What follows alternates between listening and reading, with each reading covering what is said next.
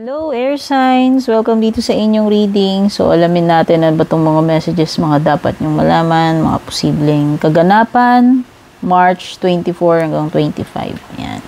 Gemini, Libra, Aquarius, maraming salamat sa inyong pagtangkilik, panonood ng aking mga reading, sa inyong magagandang comments.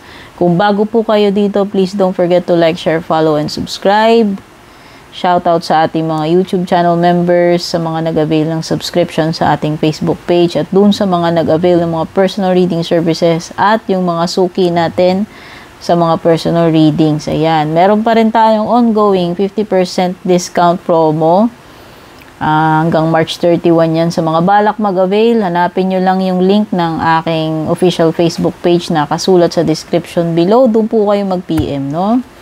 Lahat ng details na kailangan nyo nandyan sa ibaba. Ayan. Gemini, Libra, Aquarius. Tingnan natin. Ano yung mga mensahe para sa iyo.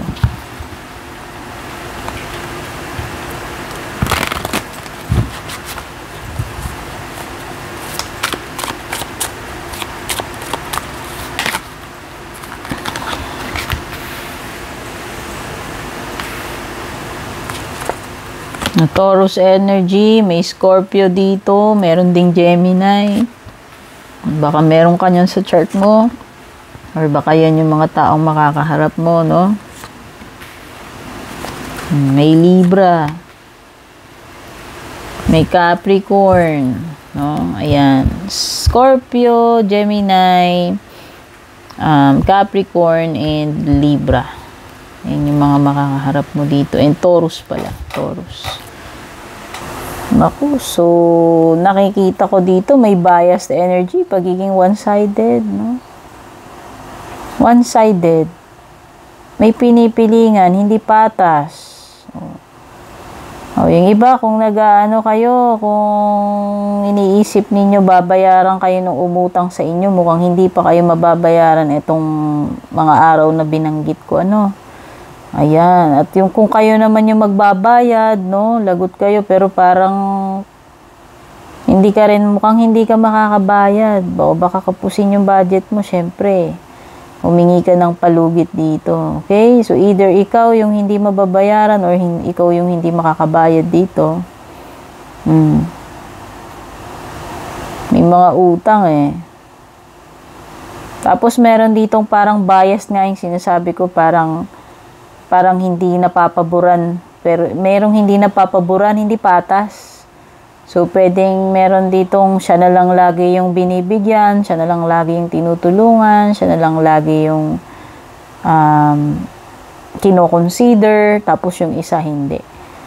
No, hindi ko alam kung alin kang side doon, pero may ganun, pagiging biased, unfair, no? So, may mga ano rin dito, may mga umiiwas. Nakikita ko, instead na ito yung dapat gawin, hindi ginagawa, umiiwas. Takot eh. Meron ditong parang matigas ang ulo or parang hindi willing na mag-adjust, hindi willing na baguhin yung dapat baguhin. Kasi ayan, no, death card yan. Supposed to be, dapat may changes. Pero parang iniiwasan yung pagbabago. No? Nire-reject. Yung iba, nag-hold on pa kayo to something. This is a card of stagnation kasi dapat, pagka nakita mo yung death card nakatay, dapat, move on ka na eh. Tanggapin mo na yung dapat mong tanggapin, move on ka na. Pero yung iba dito, nire-resist. So, may stagnation, may blockage, nakatenga ka instead na mag-forward ka.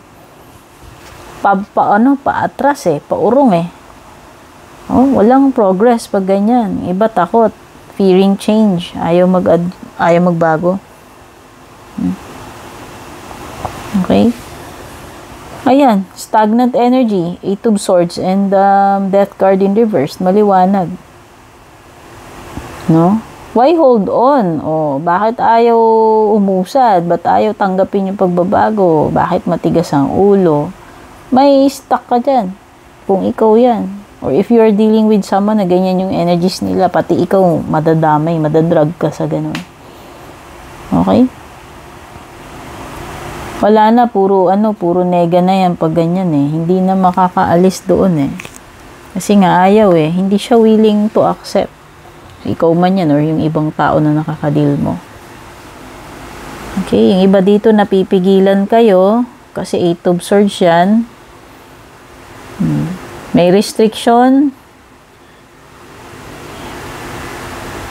Walang kalayaan, no? Hindi free gawin yung dapat gawin or hindi makatakas dun sa sitwasyon. Hirap umalis doon sa kinalalagyang sitwasyon right now. Pwedeng may ganyan. Okay?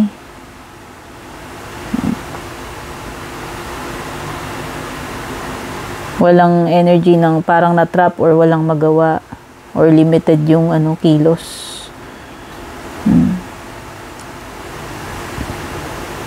May kawalan ng dito.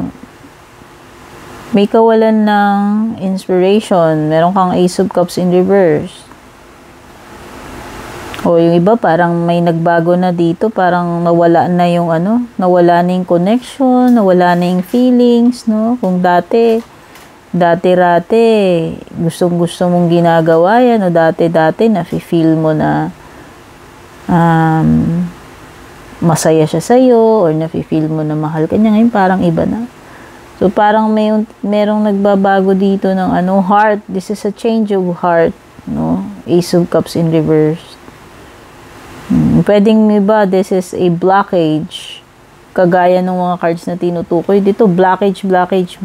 May blockage dito.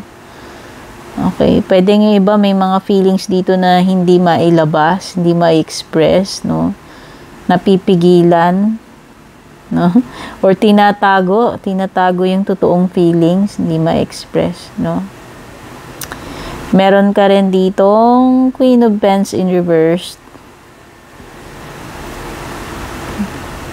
Pwedeng iba may mga conflict dito sa bahay, especially sa gastusin, no? Pwedeng may kinalaman siya sa pera at sa family or sa bahay. Merong person dito na feeling entitled or paimportante. Meron ding person dito na selfish. Iniisip lang niya yung sarili niya. Hindi siya willing tumulong sa iba.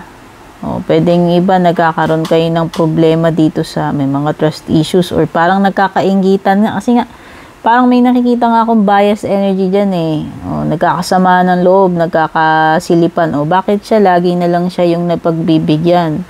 Mas nangangailangan ako. Bakit siya na lang laging napapababa? Parang may mga ganon nega energy. Parang may mga pagtatalong ganon. Selosan, inggitan, ayan. Okay? Reklamuhan. Okay, so maraming emotions dito, maraming mga samaan ng loob dahil nga hindi na pagbibigyan or biased. Nakikita ko rin na may mga pag-overflow ng emotions dito. You have the Ace of Cups and Knight of Cups in reverse, no? Okay, so may mga pwedeng mawalang control pagdating sa mga emotion, no? Magpapadala sa emotion. Meron ding mga disappointing dito. Baka may mga ma-experience ka ring disappointment, no? Selusan, yan, inggitan, paglabas ng mga hinanakit, ng mga emosyon. Okay, may mga bagay dito na parang ayaw mo pang mag-end. Kahit na dapat nang mag-end. Gemini, Libra, Aquarius. Scorpio in reverse and the World in reverse. Ayaw mo pa eh. Alam mo naman na dapat mag-end na yan. Dapat nag-end na yan. Pero hindi. Ayaw mo pang bitiwan. Hanggat maaari, ayaw mo pang matapos. No, hanggat maaari, pinipigilan mo.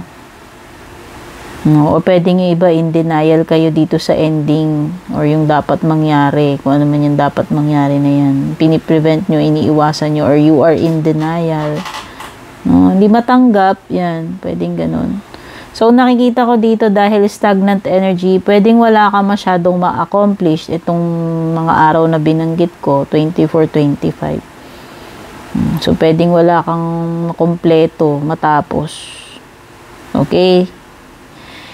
Take care and God bless, air signs.